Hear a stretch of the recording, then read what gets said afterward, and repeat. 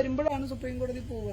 അപ്പൊ എപ്പോഴും ഈ കീഴ്ക്കോടതി വിധിയാണ് ദേശദേവന്മാര് കുടുംബദേവന്മാരെന്നൊക്കെ പറയുന്നത്. അവിടെയൊക്കെ പോകാതെ നേരെ സുപ്രീം കോടതിയിലേക്ക് പോയി കഴിഞ്ഞാൽ ചിലപ്പോൾ അവിടുന്ന് പറയുന്ന വിധി ഇതായിരിക്കും, നിങ്ങൾ നേരെ നിങ്ങളുടെ തൊട്ടടുത്തുള്ള കീഴ്ക്കോടതിയിലൊക്കെ പോയി കാര്യങ്ങൾ സാധിച്ചിട്ട് വരാൻ പറയും എന്ന് പറഞ്ഞതുപോലെ തന്നെയാണ് ക്ഷേത്രങ്ങൾ. ദേശക്ഷേത്രങ്ങളെ ഉദ്ധരിച്ചില്ല എങ്കിൽ ആ നാടൊന്നും ഉണരാൻ പാടാണ്. അതുപോലെ തന്നെ നമുക്ക് മനോഹരമായൊരു കാണിക്ക ആരോ നിർമ്മിച്ചു, കുറെ ഭക്തജനങ്ങൾ ചേർന്ന്. പക്ഷെ കാണിക്കവഞ്ചി എപ്പോഴും കാണിക്കവഞ്ചി മാത്രമാണ്, അതൊരു ആരാധനാ സമ്പ്രദായം ആവരുത്. അവിടെയൊക്കെ വിളക്ക് കത്തിച്ചിട്ട് പിന്നെ അവസാനം വരുന്ന ദുരിതം ആരാണോ കത്തിക്കണം അയാൾ തനിയെ അനുഭവിക്കേണ്ടി വരും. ക്ഷേത്രക്കാരോ കമ്മിറ്റിക്കാരോ തന്ത്രിയോ ഒന്നും അതിന് ഉത്തരവാദിയാവില്ല. കുറെ കാലം കഴിയുമ്പോൾ തന്ത്രി പറഞ്ഞു തന്നില്ല, മേൽശാന്തി പറഞ്ഞു തന്നില്ല, അല്ലെങ്കിൽ പ്രസിഡന്റ് പറഞ്ഞു തന്നില്ല എന്നൊന്നും പറയരുത്. കാണിക്കവഞ്ചി എപ്പോഴും കാണിക്കവഞ്ചി മാത്രമാണ്.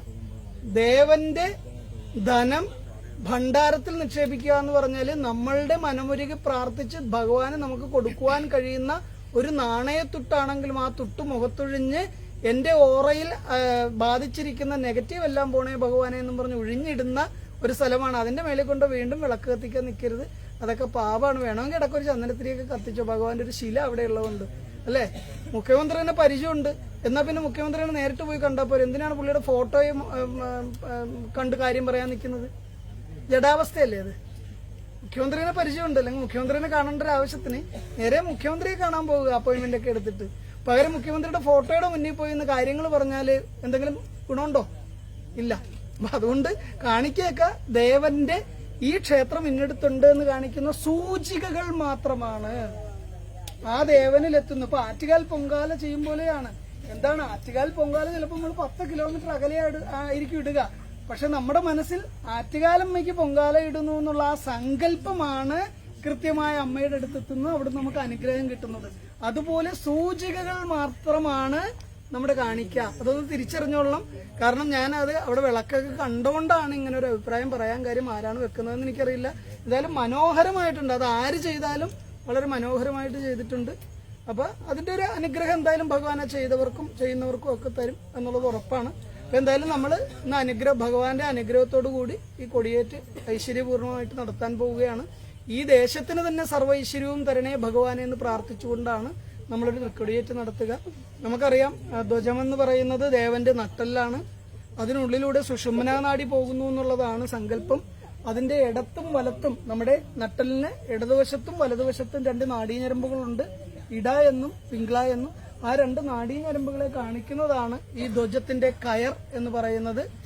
ആ നമ്മൾ ഉദ്ദീപിപ്പിച്ചെടുക്കുന്ന ദേവചൈതന്യം, അതായത് കുണ്ടലിനി ശക്തി എന്ന് പറയുന്നത്, നമ്മൾ ജപിക്കുമ്പോൾ നമ്മളുടെ മൂലാധാരത്തിൽ നിന്ന് ഉത്ഭവിച്ച് സഹസ്രാരപത്മം വരെ എത്തുന്ന ഒരു ശക്തി ആണ് ഈ കൊടിക്കൂറയാകുന്ന ഈ കൊടിയെന്ന് പറയുക. ഇത് മുകളിലോട്ട് കയറുമ്പോൾ ദേവന്റെ ചൈതന്യം ഉദ്ദീപിപ്പിക്കുന്നതോടൊപ്പം നിങ്ങളുടെയൊക്കെ ചിന്താസരണികൾക്ക് കൂടുതൽ നല്ല ചിന്തകൾ വരികയും നല്ല കാര്യങ്ങൾ ചെയ്യുവാനുള്ള മനസ്സുണ്ടാകുകയും ചെയ്യും. ശ്വാസം ഉള്ളിലോട്ട് വലിച്ചാലേ അത് പുറത്തോട്ട് വിടണം. അല്ലെങ്കിൽ എന്ത് സംഭവിക്കും?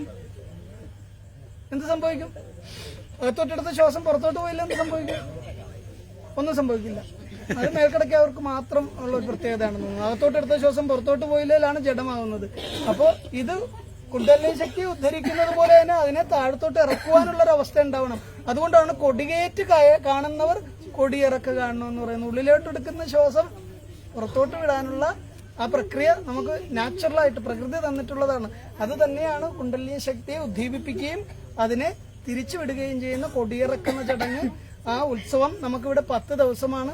വളരെ ഐശ്വര്യപൂർണ്ണമാണ്. 10 ദിവസമൊക്കെ ഉത്സവം, ഒന്നുമില്ലെങ്കിൽ പോലും ഉത്സവം നടത്തുന്ന ആ ക്ഷേത്രം. അത് നമുക്ക് ഈ ക്ഷേത്രത്തിന്റെ ചൈതന്യം നമുക്ക് വർദ്ധിക്കാതിരിക്കുന്നതിന് കാരണം ഭക്തജന ലോപം കൊണ്ടാണ്. ഭക്തജനങ്ങളുടെ കുറവാണ് ക്ഷേത്ര ചൈതന്യം കുറയുന്നത്. നമ്മൾ നല്ല AC വണ്ടിയൊക്കെ എടുത്ത് 10 പേരോട് കുറ്റമൊക്കെ പറഞ്ഞ് നമുക്ക് നാട് ചുറ്റി ക്ഷേത്രത്തിൽ പോയാലേ നമുക്ക് ഭക്തിയുള്ളൂ. അതുകൊണ്ട് തന്നെ ദേശക്ഷേത്രങ്ങളൊക്കെ ക്ഷയിച്ചു കിടക്കുന്നു. മറ്റു ക്ഷേത്രങ്ങളിലൊക്കെ ഇപ്പൊ ഓരോ ക്ഷേത്രങ്ങളാണ്. ഇടയ്ക്ക് ചക്കുളത്തുകാവ് ഫേമസ് ആയിരുന്നു, അങ്ങോട്ട് ഓടി. അത് കഴിഞ്ഞപ്പോൾ കൂനപ്പായക്കുളം ഫേമസ് ആയി, അങ്ങോട്ട് ഓടി. അത് കഴിഞ്ഞപ്പോൾ മണികെട്ട് ക്ഷേത്രം ഫേമസ് ആയി, അങ്ങോട്ട് ഓടി. ഇത് എവിടെ ചെന്നിട്ടും നമ്മൾ ഇവിടെ തന്നെ ഉണ്ട് അല്ലേ? മുകളിലോട്ടും ഇല്ല കീഴോട്ടും ഇല്ല. കാരണം എന്താണ്? ദേശദേവനെ ഭജിക്കാതെ പോകുന്നതിന്റെ ഒരു ദുരിതമാണ് നമ്മളൊക്കെ അനുഭവിച്ചിരിക്കണം. ഞാനുൾപ്പെടെ നിങ്ങളൊക്കെ അനുഭവിക്കുന്നതാണ്. നമ്മുടെ ദേവനെ ഭജിക്കുന്നില്ല. അച്ഛനെ ബഹുമാനിക്കാതെ ഗൾഫിൽ പോയിട്ട് വന്ന് കൊച്ചച്ഛനെ ബഹുമാനിക്കും. ഞാൻ പണ്ട് തൊട്ടേ പറയണത്. അച്ഛൻ കൂലിപ്പണിക്കാരനാ, അതുകൊണ്ട് ബഹുമാനം കൊടുക്കില്ല. കൊച്ചച്ഛൻ കുറച്ച് പൈസ ഉണ്ട്, അപ്പൊ എല്ലാവരുടെ മുന്നിൽ വെച്ച് എന്റെ കൊച്ചച്ഛന എന്ന് പറയാനൊരു അഭിമാനം എന്ന് പറഞ്ഞ പോലെയാണ് ഗുരുനാഥൻ കാവ്യ വരില്ല. നമുക്കറിയാം ലോകാത്ഭുതമല്ലേ നമ്മുടെ ക്ഷേത്രം. നാഗരാജാവും നാഗേക്ഷിയും ശ്രീകോവിലിരിക്കുന്ന ലോകത്തിലെ ഏകക്ഷേത്രം. കാളിയമർദ്ദന ശ്രീകൃഷ്ണൻ കേരളത്തിൽ വളരെ കുറവല്ലേ?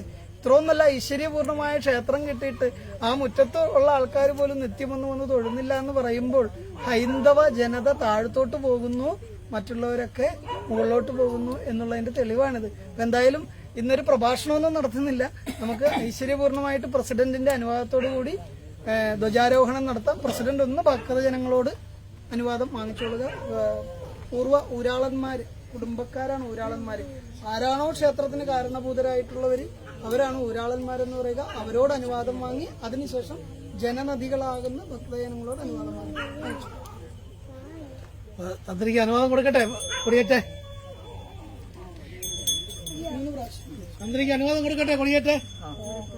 തന്ത്രിക്ക് അനുവാദം കൊടുക്കട്ടെ, കൊടിയേറ്റെ.